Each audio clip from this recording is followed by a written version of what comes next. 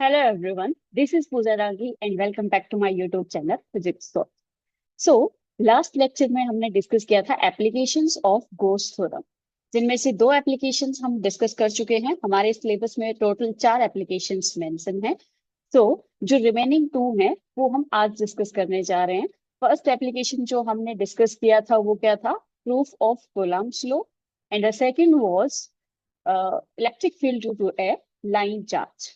सो जो नेक्स्ट हम डिस्कस करने जा रहे हैं वो है electric field due to an infinite due to an infinite set of charge. So let's start.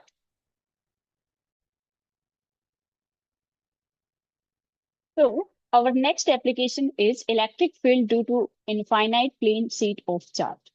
ये मान लेते हैं हमारे पास एक infinite plane sheet of charge दी हुई है जिसकी चार्ज डेंसिटी है सिग्मा। ठीक है, यूनिफॉर्म चार्ज डेंसिटी है इसकी। जो चार्ज डेंसिटी है वो कितनी दी हुई है? सिग्मा दी हुई है। ठीक है, अब इसके ऊपर हम एक गॉसियन सरफेस इमेजिन करेंगे जो कि सिलेंड्रिकल होगा इनसे। ठीक है, अब यहाँ पे देखो ये जो प्लेन शीट है इसके ऊपर कैसा चार्ज है? पॉजिटिव चार्ज है। और पॉजिटिव चार्ज के लिए जो फील्ड की डायरेक्शन होती है वो क्या होती है? अवे फ्रॉम द चार्ज होती है। सो अगर इस सरफेस के लिए हम देखेंगे तो ये हो जाएगी इलेक्ट्रिक फील्ड की डायरेक्शन। ठीक है, इसी तरीके से इस सरफेस के लिए इलेक्ट्रिक फील्ड की डायरेक्शन ये हो जाएगी। एंड ये जो कर्व्ड सरफेस है इसके लिए भी इलेक्ट्रिक फील्ड की डायरेक्शन यही हो जाएगी सभी के लिए। ठीक है, अब हम देखेंगे direction of area vector. Area vector की डायरेक्शन कहाँ पे हो जाएगी? यहाँ पे मान लेते हैं एक एरिया एलिमेंट। ठीक है, इसकी जो डायरेक्शन है ये कहाँ पे हो जाएगी? इधर हो जाएगी, एन कैप। इसी तरीके से यहाँ पे जो एरिया वेक्टर है उसकी डायरेक्शन कहाँ पे हो जाएगी? ये हो जाएगी एन कैप इधर। ठीक है, लेकिन ये जो कर्व्ड सरफेस है उसके लिए जो एरिया वेक्टर है उसकी डायरेक्शन किधर हो जाएगी? इधर हो जाएगी। ठीक है, सो अब हम देखेंगे कि जो फर्स्ट केस है, यानी कि जो फर्स्ट सरफेस है, ये जो सर्कुलर वाला सरफेस है, यानी कि जो इस तरीके से सिलेंडर है इसके सामने वाला जो सरफेस होता है सर्कुलर, ये इसके लिए यहाँ पे ये जो एन कैप और इलेक्ट्रिक फील्ड ये दोनों क्या है? पैरेलल हैं डायरेक्शन में। ठीक है, यानी कि एरिया वेक्टर और इलेक्ट्रिक फील्ड दोनों की सेम डायरेक्शन है। इसी तरीके से इस सरफेस में भी यही है, यानी कि इलेक्ट्रिक फील्ड और एन कैप यानी कि एरिया वेक्टर दोनों क्या है? सेम डायरेक्शन में है। ठीक है, लेकिन ये जो सेकंड जो रीजन है दैट इज जो कर्व्ड सरफेस है इसके अंदर क्या है? ये तो इलेक्ट्रिक फील्ड की डायरेक्शन है और ये क्या है? एरिया वेक्टर की डायरेक्शन है। That is theta equals to यहाँ पे कितना है? 90 है, यानी कि ये आपस में क्या है? परपेंडिकुलर है। ठीक है, सो अगर ये परपेंडिकुलर हैं तो यहाँ पे इन इसकी वजह से फ्लक्स क्या हो जाएगा? जीरो हो जाएगा। ये चीज हम ऑलरेडी डिस्कस कर चुके हैं कि जब एरिया वेक्टर और इलेक्ट्रिक फील्ड दोनों आपस में परपेंडिकुलर हैं तो वहां पे थीटा क्या हो जाएगा? 90 हो जाएगा। और फ्लक्स हमारे पास क्या होता है? ई ए कोस थीटा होता है। और कोस थीटा थीटा अगर 90 है तो कोस 90 की वैल्यू क्या होती है? जीरो होती है। सो इसकी वजह से ये जो कर्व्ड सरफेस है इसकी वजह से फ्लक्स क्या हो जाएगा? जीरो हो जाएगा। ठीक है, ये जो फर्स्ट सरफेस था या फिर ये जो सरफेस है दोनों का जो एरिया है वो क्या हो जाएगा? सेम हो जाएगा। सो इसका एरिया हम क्या मान लेते हैं? ए। इसी तरीके से इसका भी एरिया क्या हो जाएगा? ए हो जाएगा। नाउ इन दोनों के लिए हम फ्लक्स लिखेंगे। फ्लक्स क्या हो जाएगा? टोटल ई इंटू ए। ये फर्स्ट सरफेस के लिए हो जाएगा, दोनों पैरेलल हैं तो यहाँ पे कोस जीरो आ जाएगा। कोस जीरो की वैल्यू कितनी हो जाएगी? 1 हो जाएगी। तो इसको हम डायरेक्ट ई इंटू ए लिख सकते हैं। प्लस ये जो सेकंड सरफेस है इसकी वजह से क्या हो जाएगा? जीरो हो जाएगा। इस थर्ड सरफेस की वजह से क्या हो जाएगा? ई इंटू ए हो जाएगा। ठीक है, सो जो टोटल फ्लक्स है हमारे पास वो क्या आ जाएगा? 2E ए आ जाएगा। इसको इक्वेशन नंबर 1 मान लेते हैं। ठीक है, now according to Gauss theorem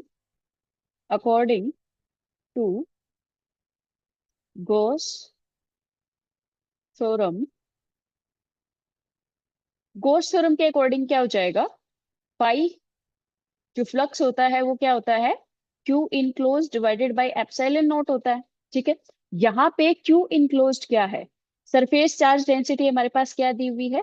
sigma दी हुई है। सो सरफेस चार्ज डेंसिटी क्या होती है? चार्ज पर यूनिट एरिया होती है। ठीक है, सो चार्ज पर यूनिट एरिया है सरफेस चार्ज डेंसिटी। तो यहां से हम Q इक्वल्स टू क्या लिख सकते हैं? सिग्मा इंटू ए लिख सकते हैं। So phi is equals to हमारे पास यहाँ हो जाएगा sigma into A divided by epsilon naught. So this is equation number 2. Now from equation 1 and 2, from equation 1 and 2, equation 1 के अकॉर्डिंग क्या था, फाई इक्वल्स टू आया आया था हमारे पास 2 ई ए. ठीक है. और इक्वेशन 2 के अकॉर्डिंग क्या है, sigma A divided by epsilon naught. A और ए दोनों साइड से कैंसिल आउट हो जाएगा. ई इक्वल्स टू हमारे पास क्या बचेगा, sigma divided by 2 epsilon naught. So this will be the electric field due to a plane sheet of charge. ठीक है. यानी कि एक प्लेन सीट है हैविंग चार्ज डेंसिटी सिग्मा. तो इनफाइनाइट प्लेन सीट है हैविंग चार्ज डेंसिटी सिग्मा, उसके लिए इलेक्ट्रिक फील्ड की वैल्यू हमारे पास क्या हो जाएगा, sigma divide by 2 epsilon naught. ठीक है. अब इस एक्सप्रेशन के अकॉर्डिंग हम देख सकते हैं कि इलेक्ट्रिक फील्ड जो है वो डिस्टेंस से इंडिपेंडेंट है. यानी कि अगर एक प्लेन सीट की हम बात करें तो उसके लिए डिस्टेंस कुछ भी हो, वो जो इलेक्ट्रिक फील्ड की वैल्यू है वो डिस्टेंस पे डिपेंड नहीं करेगी. ठीक है. सो इसके अंदर जो मोस्ट इम्पोर्टेंट क्वेश्चन है जो बार बार पूछा जाता है वो ये होता है, जैसे कि मान लेते हैं दो प्लेन सीट दी हुई है पैरेलल में. ठीक है. इस तरीके से दो सीट दी हुई हैं पैरेलल में, और दोनों की चार्ज डेंसिटी है, इसकी मान लो सिग्मा ए है और इसकी मान लो सिग्मा बी है. दोनों पे ही चार्ज क्या है, पॉजिटिव है, यूनिफॉर्मली डिस्ट्रीब्यूटेड है कंप्लीट के ऊपर. ठीक है. सो इस तरीके से ये यूनिफॉर्मली चार्ज इसके ऊपर डिस्ट्रीब्यूटेड है. अब इसके लिए हमें क्या बताना है, इलेक्ट्रिक फील्ड इंटेंसिटी बतानी है. तो अगर हम इन दोनों सीट की बात करें तो यहाँ पे तीन रीजन हम कंसीडर कर लेते हैं. This is the first region, this is the second and this one is third. ठीक है. ये तीन रीजन है हमारे पास. फर्स्ट रीजन के अंदर अगर हम देखेंगे तो ये क्या है, पॉजिटिवली चार्ज है. पॉजिटिव की वजह से इस पहली जो सीट है इसकी वजह से इलेक्ट्रिक फील्ड की डायरेक्शन कहाँ पे हो जाएगी, इधर हो जाएगी, क्योंकि पॉजिटिव की वजह से क्या होती है, अवे फ्रॉम द चार्ज होती है. ये फर्स्ट के लिए मान लेते हैं. ठीक है. सेकंड जो है इसके लिए कहाँ पे हो जाएगी, ये भी पॉजिटिव है तो इसके लिए भी कहाँ पे हो जाएगी, अवे फ्रॉम द चार्ज हो जाएगी. तो इस तरीके से इसकी भी डायरेक्शन क्या हो जाएगी, ये हो जाएगी E2. ठीक है. अब सेकंड रीजन में देखेंगे, इसके लिए क्या है, positive, so away from the charge इधर हो जाएगी. ठीक है. इलेक्ट्रिक फील्ड E1, E2 किधर हो जाएगा, इस तरफ हो जाएगा. तो दिस विल बी E2. ठीक है. थर्ड रीजन में क्या होगा, इसकी वजह से इधर E2 और E1 भी किधर हो जाएगा, इधर हो जाएगा. ठीक है. सो फर्स्ट रीजन में और थर्ड रीजन में दोनों में क्या है, सेम डायरेक्शन में है इलेक्ट्रिक फील्ड. और जो सेकंड रीजन है उसके अंदर क्या है, ऑपोजिट डायरेक्शन में है. तो इसके लिए अब हम इलेक्ट्रिक फील्ड की वैल्यू फाइंड आउट करेंगे. फर्स्ट रीजन में हम देखेंगे कि E1 और E2 दोनों क्या है, सेम डायरेक्शन में है, सेम डायरेक्शन में है. और इस एक्सिस को हम क्या लेते हैं, नेगेटिव लेते हैं. तो इसके लिए जो नेट इलेक्ट्रिक फील्ड है वो क्या आ जाएगा, E1 minus of E1 and minus of E2, दोनों सेम डायरेक्शन में है, लेकिन साइन क्या आ जाएगा, दोनों के साथ नेगेटिव आ जाएगा, क्योंकि दोनों क्या कर रहे हैं, मतलब दोनों नेगेटिव एक्सिस में डिनोट कर रहे हैं डायरेक्शन को. ठीक है. तो यहाँ से माइनस हम कॉमन ले लेंगे, और दोनों की चार्ज डेंसिटी कितनी दी हुई है, sigma A and sigma B. So minus बाहर आ जाएगा, sigma A divided by 2 epsilon naught plus sigma B divided by 2 epsilon naught. ठीक है. So this will be the electric field intensity due to plane sheet. अगर दो parallel plane seat हैं तो उनकी वजह से. ठीक है. फर्स्ट रीजन के अंदर. इसी तरीके से इस सेकंड रीजन के अंदर अगर हम निकालेंगे तो सेकंड रीजन में क्या हो जाएगा, E1 और E2 दोनों ऑपोजिट डायरेक्शन में है. सो सेकंड रीजन के लिए क्या हो जाएगा, E1 पॉजिटिव एक्सिस में है, सो E1 को हम पॉजिटिव ले लेते हैं. E1 माइनस E2 किस में है, नेगेटिव में है, तो ये हो जाएगा. ठीक है. सो ये क्या हो जाएगा, sigma A divided by 2 epsilon naught minus sigma B divided by 2 epsilon naught. ठीक है, अगर ये दोनों थर्ड रीजन में देखेंगे, थर्ड रीजन में क्या है, दोनों सेम डायरेक्शन में है और दोनों क्या है, पॉजिटिव में है। So E net equals to क्या हो जाएगा, E1 प्लस E2। सो E1 क्या हो जाएगा, sigma A divided by 2 epsilon naught plus sigma B divided by 2 epsilon naught. ठीक है, सो ये आ जाएगा net field in the due to two parallel plane sheet of charge. अब अगर मान लो इन दोनों की चार्ज डेंसिटी सेम दी हुई है, दैट मीन सिग्मा ए और सिग्मा बी दोनों क्या दिए हैं, सेम दिए हुए हैं। मतलब इसके लिए अलग अलग डिफरेंट डिफरेंट केसेस दिए जा सकते हैं, जैसे कि ये दे दिया जाएगा कि दोनों ही क्या है, सिग्मा ए इक्वल्स टू है सिग्मा बी, और ये किसके इक्वल मान लेते हैं, सिग्मा ए के इक्वल। या फिर ये दिया जा सकता है कि एक की जो चार्ज डेंसिटी है वो क्या है, नेगेटिव है, यानी कि एक के ऊपर नेगेटिव चार्ज है, और दूसरी जो है वो क्या है, पॉजिटिवली चार्ज है। ठीक है, सो उन तीनों के लिए ही इस तरीके से हम पहले क्या कर सकते हैं, या तो हम पहले डायरेक्शन बना के और इस तरीके से फाइंड आउट कर सकते हैं, क्योंकि डिस्टेंस से तो ये इंडिपेंडेंट है तो कहीं पे भी ले सकते हैं, मतलब वैल्यू इसकी कांस्टेंट रहेगी डिस्टेंस के अकॉर्डिंग अगर हम देखें तो। ठीक है, ओनली चार्ज डेंसिटी पे डिपेंड कर रहा है। तो यहाँ पे इस केस के लिए हम देख लेते हैं, जैसे कि फर्स्ट रीजन में क्या था, sigma A divided by 2 epsilon naught plus sigma B divided by 2 epsilon naught. Sigma A की जगह पे क्या आ जाएगा, सिग्मा, और इसकी जगह पे भी क्या आ जाएगा, सिग्मा। ये दोनों को ऐड करेंगे तो 2 टाइम्स हो जाएगा, दैट इज ये हो जाएगा minus sigma divided by epsilon not. 2 ऊपर आ जाएगा और 2 नीचे आ जाएगा, दोनों कैंसिल आउट हो जाएंगे। ठीक है, इसी तरीके से सेकंड रीजन में क्या हो जाएगा, सिग्मा ए माइनस सिग्मा बी है, तो यहाँ पे अगर ये भी क्या हो जाएगा, सिग्मा हो जाएगा, और ये भी क्या हो जाएगा, sigma. Sigma divided by 2 epsilon naught minus sigma divided by 2 epsilon not, दोनों सेम है, कैंसिल आउट हो जाएंगे, तो इसकी वजह से क्या हो जाएगा, सेंटर में दोनों के इलेक्ट्रिक फील्ड जीरो हो जाएगा। ठीक है, यहाँ पे इस थर्ड रीजन के लिए क्या हो जाएगा, इसके लिए भी क्या हो जाएगा, 2 sigma divided by 2 epsilon naught हो जाएगा। सो 2 से 2 कैंसिल आउट हो जाएगा, यानी कि sigma divided by epsilon naught हो जाएगा। ठीक है, so this will be the electric field due to two infinite plane sheet having same charge density. ठीक है, अगर ऑपोजिट चार्ज है तो वही मान लो सेकंड वाले का चार्ज नेगेटिव है, तो यहाँ पे प्लस सिग्मा बी की जगह पे क्या आ जाएगा, नेगेटिव साइन आ जाएगा सिग्मा बी के साथ। ठीक है, सो इस तरीके से हम इसको कैलकुलेट कर सकते हैं। सो our next topic is electric field due to spherical cell. So let us consider a spherical cell. Charge plus q is distributed over the surface of this cell. यानी कि एक स्फेरिकल सेल है जिसके surface के ऊपर plus Q charge distributed है uniformly. ठीक है, अब इस पी पॉइंट के ऊपर हमें इलेक्ट्रिक फील्ड निकालना है यूजिंग गॉस थ्योरम। ठीक है, सो सबसे पहले क्या करेंगे, इस पी पॉइंट के ऊपर क्या करेंगे, एक गॉसियन सरफेस इमेजिन कर लेंगे हैविंग रेडियस स्मॉल आर। ठीक है, अब यहाँ पे एक DS element, area element consider करेंगे। So this is DS area element.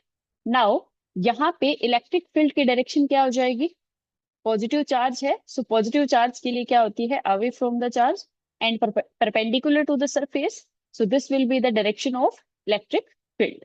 And now area element किस डायरेक्शन में हो जाएगा, एरिया एलिमेंट किसी भी कर्व्ड सरफेस के या फिर किसी भी सरफेस के हमेशा क्या होता है, परपेंडिकुलर डायरेक्शन में होता है। So this will be the direction of area element, that is an cap.